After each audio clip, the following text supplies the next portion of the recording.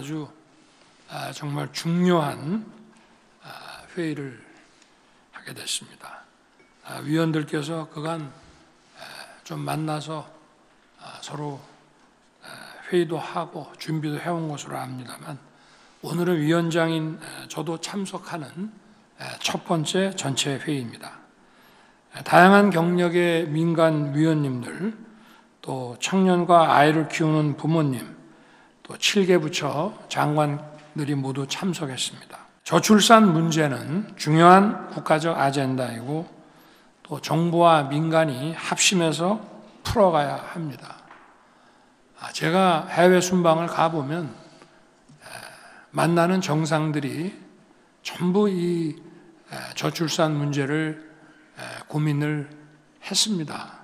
많은 정상들의 대다수가 한국은 어떻게 이 문제를 대처를 하고 있느냐, 우리나라도 참 별로 상황이 좋지 않다, 그쪽 나라는 어떠냐 하고 서로 대화의 중요한 부분을 차지하는 그런 문제였습니다.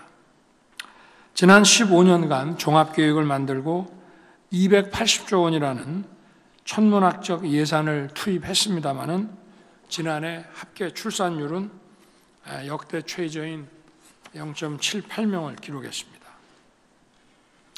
과학적 근거에 기반해서 저출산 정책을 냉정하게 다시 평가하고 왜 실패했는지 원인을 제대로 파악해야 될 것 같습니다. 저출산 문제는 복지, 교육, 일자리, 주거, 세제 등 사회 문제, 또 여성의 경제활동 등 여러 가지 문화적 요소가 복잡하게 얽혀 있습니다. 정부 지원과 아울러서 문화적 요소, 가치적 요소들을 함께 고려하지 않을 수 없습니다. 그래서 여러 각도에서 다양한 접근이 필요한 문제라고 할 수 있습니다.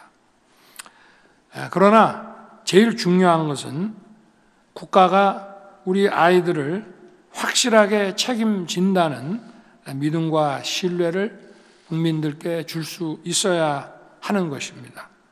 정말 막말로 저출산 문제가 해결이 안 되더라도 일단 이 땅에 태어난 아이들이 밝고 건강하게 자랄 수 있게 하는 것은 국가의 기본적인 책무라고 저는 봅니다. 아이를 낳고 키우는 즐거움과 자아실현의 목표가 동시에 만족될 수 있도록 국가가 확실히 책임지고 보장한다는 그런 목표 하에 과감한 대책을 마련하고 또 필요한 재정을 집중 투자해야 됩니다.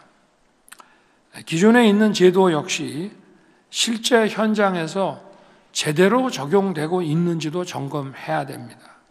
아까도 우리 영상에서 봤습니다마는 중소기업이나 비정규직 근로자 등 노동약자의 다수는 현재 법으로 보장된 출산, 육아, 돌봄 휴가조차도 제대로 쓰기 어려운 것이 현실입니다. 출산, 육아를 하기에 좋은 문화가 조성되지 않은 상태에서 어떤 정책만 가지고 저출산 문제를 해결하기는 어렵습니다. 현행 제도를 점검해서 실효성을 높이는 동시에 우리 문화 전반의 변화를 위한 민간의 동참도 함께 병행돼야 될 것 같습니다. 정부는 돌봄과 교육, 또 유연근무와 육아휴직의 정착, 주거 안정, 또 양육비 부담의 완화, 난임 부부 지원 확대와 같이 아이를 낳고 키울 수 있는 지원을 빈틈없이 촘촘하게 해나가면서 우리 사회가 저출산으로 가게 된 어떤 문화적 요소, 또 우리 삶의 어떤 가치적 측면이 어떻게 변화되었는지도 잘 들여다봐야 될 것 같습니다. 우리 사회가 보다 더 행복을 키워주는 문화, 또 열심히 하면 잘 살 수 있는 문화로 많이 바뀌어야 됩니다. 지나치게 과도하고 불필요한 경쟁에 휘말리는 그런 문화가 고쳐지지 않는 한 저출산 문제도 근본적인 답을 내놓기는 쉽지 않다고 봅니다. 그런 측면에서 보면 과거의 우리의 마을 문화, 이런 공동체 문화도 그런 방향으로 좀 많이 바뀌어야 될 것 같습니다. 저출산 문제는 단기적인 또는 일회성의 대책으로는 절대 해결이 안 됩니다.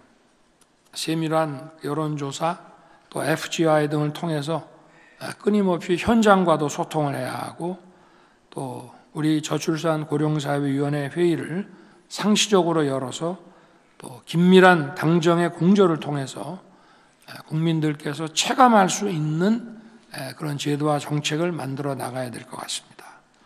정부도 이 문제에 대해서 이제 비상한 각오로 임할 생각입니다. 민관위원 여러분께서도 현장 목소리를 가감없이 전해주시고 좋은 의견을 적극 개진해 주시기를 부탁드리겠습니다. 감사합니다.